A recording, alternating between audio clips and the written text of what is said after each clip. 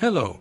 In this video, you'll learn the complete step-by-step process to apply for BBMP e-Khata online. So watch till the end. Step 1. Prepare required documents.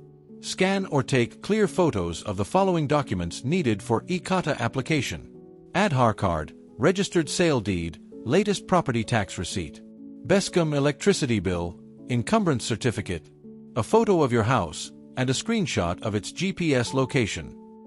Step 2. Open e-Aasthi portal.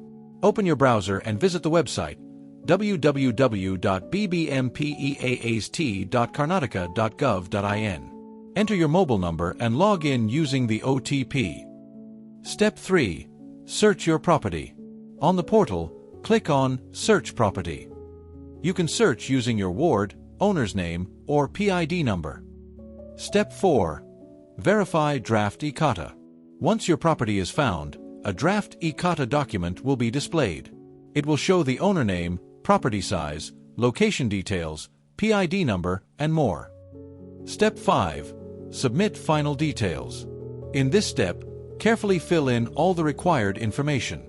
Upload Aadhaar, bill, sale deed, and all other supporting documents. Step 6. Pay the application fee.